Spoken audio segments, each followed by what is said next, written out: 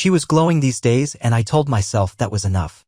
Every night, she'd come home flushed, eyes bright, body humming with a new energy. It was the kind of glow you can't fake. The kind that fills up a room before the door even swings shut.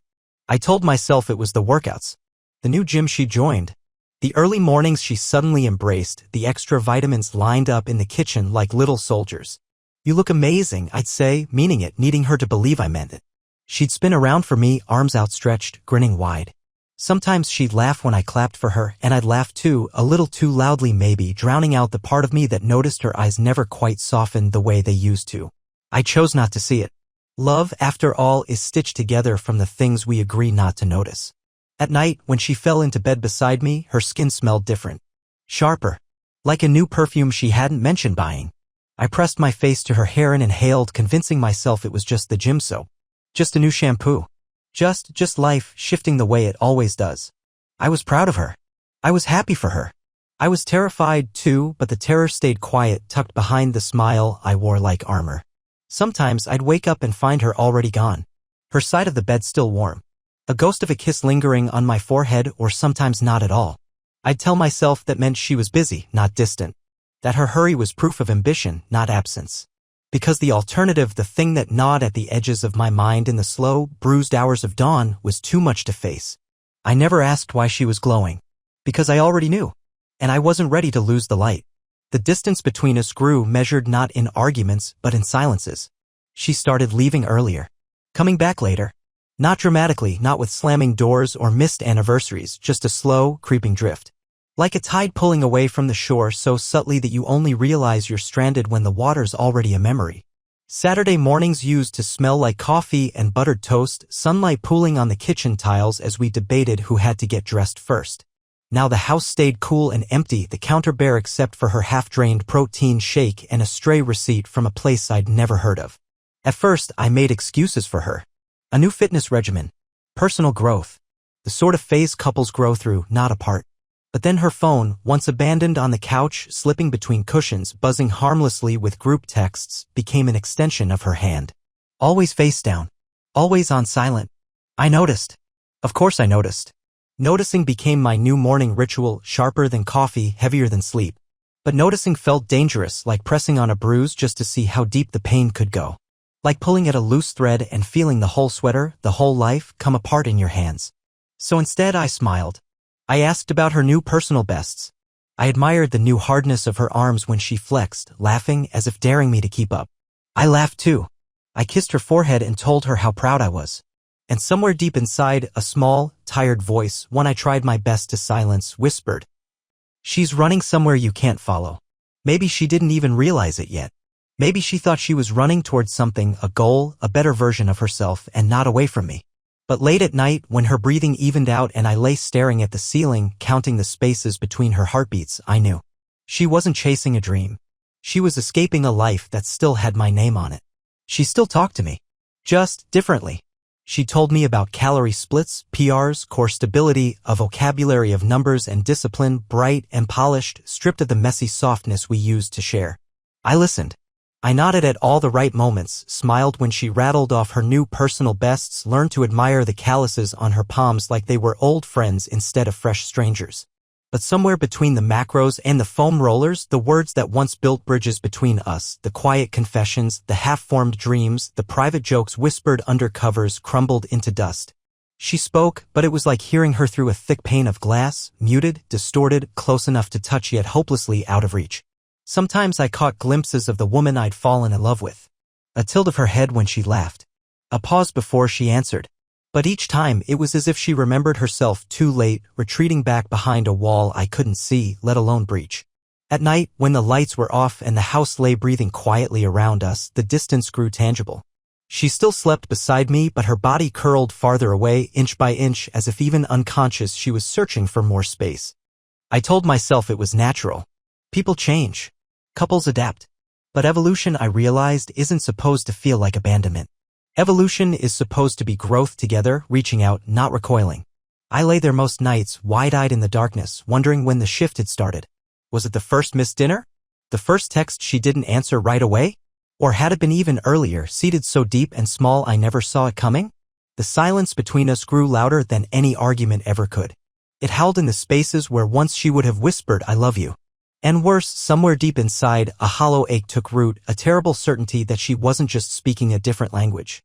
She was living a different life. One where I had already been forgotten. The first real clue was so small it almost slipped past me. I found her fitness tracker one evening abandoned on the kitchen counter. A thin crack ran along the side of the band like a wound too small to bleed but too deep to ignore. It looked almost accidental, a careless drop, maybe, or a tug too hard during one of her workouts. But she wore that thing religiously.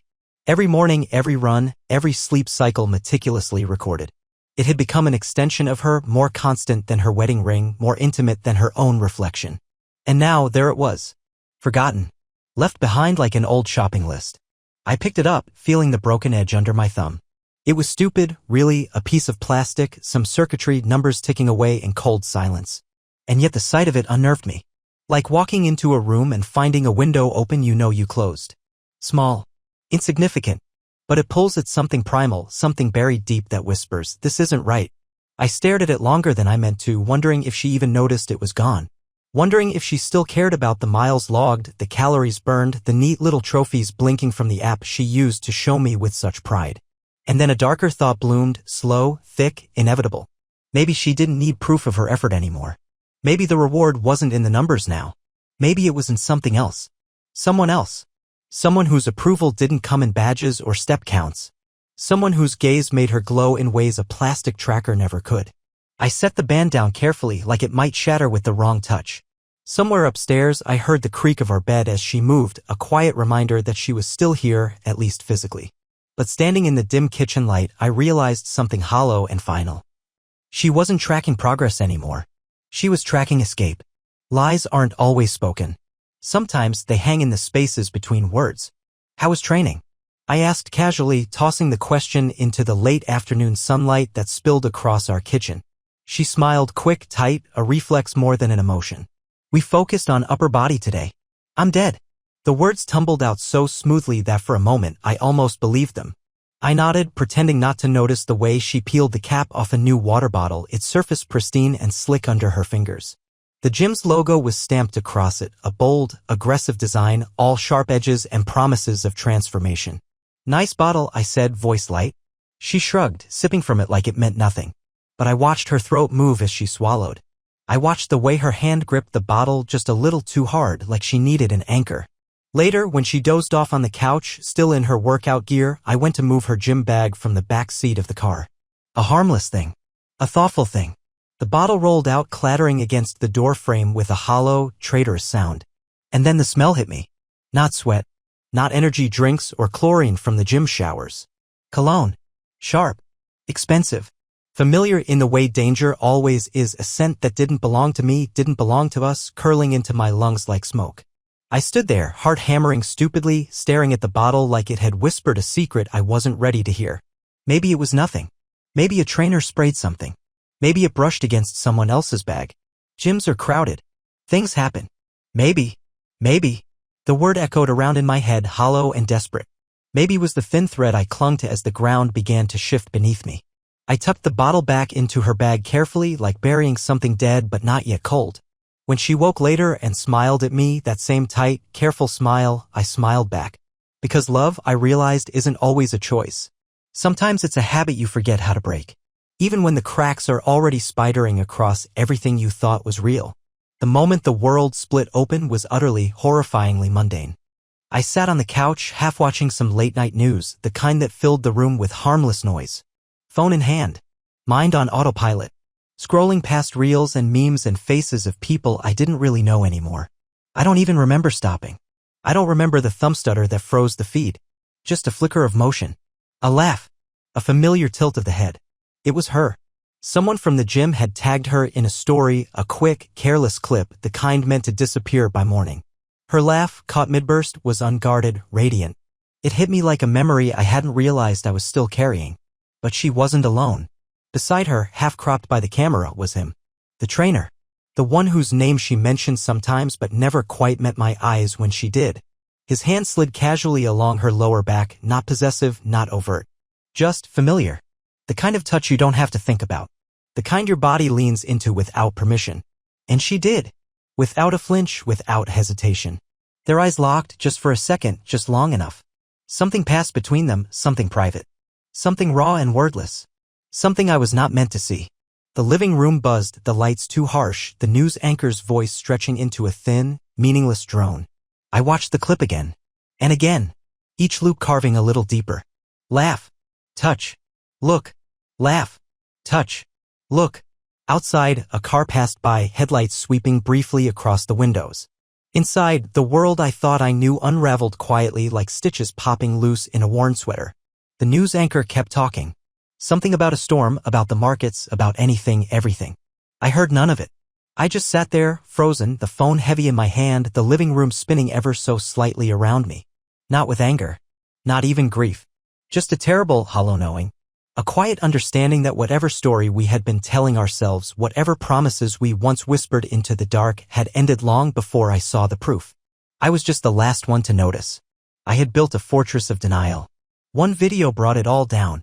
I sat there long after the video ended, the phone heavy in my hand, the blue light burning ghost patterns into my skin. The clip had long since disappeared into the feed, swallowed by endless strangers chasing their own hollow distractions. But it didn't matter. It was seared into me now, every second, every frame. I replayed the past few months like a battered film reel, the edges fraying as the truth bled through. Every late return. Every distracted laugh. Every quick kiss that never quite found my mouth. Every conversation that crumbled into statistics and workout jargon instead of dreams and memories. All the little things I buried. All the tiny alarms I silenced with too much trust and too little courage. It all made sense now. Not because she had chosen someone else over me. Not even because she had fallen in love again, that would have been a kind of mercy, a story with edges I could touch. No. The worst part was realizing she had simply stopped seeing me altogether. I wasn't a rival she needed to leave behind. I wasn't even an obstacle. I had become background noise, a familiar wall she passed every day without noticing. A faded photograph on a mantle she no longer dusted. I thought betrayal would feel like a knife, sharp, sudden, unmistakable. Instead, it was slow. Quiet. A soft erosion like water carving canyons into stone long after anyone's listening. And me? I had built a fortress around my heart, brick by careful brick, denial, hope, patience, love. And all it took was a 30-second clip to bring it all down, caving inward with a hollow, breathless ache. The news droned on, unblinking. The clock ticked forward, indifferent. And I sat there, rubble in my chest, trying to remember the last time she had really looked at me. I couldn't. I wasn't sure she even remembered either. Sometimes the loudest betrayals are met with silence. I thought about confronting her. I pictured it, the words sharp and hot in my throat, the scene exploding like shattered glass. Demands. Denials. Maybe even tears. A clean, theatrical hurt. Something you could at least touch. But when she walked through the door that night, gym bag slung over one shoulder, cheeks flushed, hair messy in a way that was no longer mine to admire, the words evaporated. She kissed me absently on the forehead, the way you might pat a loyal dog, already stepping past me before I could even turn. I stood there, rooted to the floor, the taste of metal rising bitter in my mouth. Invisible. Forgotten. I had imagined anger. Fury hot enough to burn away the ache. Instead, there was only a vast, hollow quiet, a silence so thick it pressed against my ribs from the inside. She moved around the kitchen humming, tapping on her phone, talking about needing to shower, about being so dead from training. I listened to the meaningless words flutter past, weightless as dust motes in a beam of light. What was there to ask? What apology could unsee what I had seen? What confession could reach across the chasm already yawning between us, wide and final? None. No explanation would heal the quiet way she leaned into another man's touch. No regret could stitch shut the wound she hadn't even bothered to acknowledge. I realized then that real betrayal doesn't roar. It doesn't tear down the walls with violence and fury. It just stops calling your name. And you learn, in the heavy silence that follows, that the person you love has already left. Not today. Not last week. Long ago. All that's left is you, standing in the ruins, asking a question the other person forgot they needed to answer. Leaving isn't always a door slam. Sometimes it's just a breath you don't take. I started with small things. The kinds of things she wouldn't miss. An old jacket shoved into the back of the closet. The dog-eared books she never asked about. The watch I wore every day, the one she stopped complimenting years ago. I packed them quietly, methodically, without the ceremony of anger or grief. No shouting. No broken dishes. No desperate last words clawing at the walls. I left no notes. No accusations scrawled on the bathroom mirror. No desperate declarations that I had been wronged. Some losses don't require announcement. Some endings are so complete that to name them would only cheapen the silence. One evening, while she was at the gym, or wherever she really went, I slid my last bag over my shoulder. I turned the lock behind me, the metallic click sharp in the empty house. A small, final sound. The only goodbye either of us would ever offer. Outside, the night air was cool and clean, slicing into my lungs like a baptism. The stars overhead blinked indifferently and the streetlights buzzed like old songs I no longer knew the words to. I walked down the driveway without looking back. Not because I didn't want to, but because I already knew what I'd see, a house full of old ghosts playing house with strangers' names. The hardest part wasn't leaving her. It wasn't abandoning the rituals we'd built, the coffee mugs, the shared glances, the inside jokes worn thin from overuse. No. The hardest part was leaving behind the version of myself who believed that love could be preserved by standing still. By staying loyal to a memory. By clinging to a sinking ship and pretending the salt water in my mouth was just part of the ride. I had loved her. And she had loved someone once too. But somewhere along the line, she had chosen to grow without me. And now finally I chose myself. One breath at a time. One step into the darkness. One life, mine, waiting patiently on the other side. Sometimes the greatest act of love is refusing to be invisible. Weeks later, I sit in a small apartment filled with secondhand furniture and honest air. The walls are bare except for the soft hum of possibility. The couch sags a little in the middle. The table wobbles if you lean too hard. But it's mine. Every imperfect corner. Every unvarnished breath. I don't wake up wondering where she is anymore. I don't scan the room for signs of someone else's approval before I speak. I don't fill silences with apologies she never asked for. Here, in this raw, unfinished life, I have room to exist without shrinking first. I no longer measure my worth by how tightly I can hold onto someone who is already reaching for the door. I no longer call it loyalty when it's really just fear. Love, I learned too late, isn't about being someone's safe harbor while they chase storms elsewhere. It isn't about waiting, quietly, to be chosen again and again. It's about being seen. Fully. Deliberately. Without shame or translation. And if someone can't or won't see you, no amount of patience will make you visible. I run my hand across the rough grain of the second-hand table, feeling every scratch, every stubbornness it refuses to hide. It reminds me of myself. I am no longer smoothing out my edges for someone else's comfort. No longer shrinking to fit the empty spaces others leave behind. I am here. I am whole. And I refuse to disappear ever again. Not for her. Not for anyone. The city hums outside, alive with other wounded souls trying to find their way. I lift my coffee cup, chipped, a little battered, perfectly enough, and toast to the quiet, stubborn miracle of still being here. Still breathing. Still learning. Still unbroken.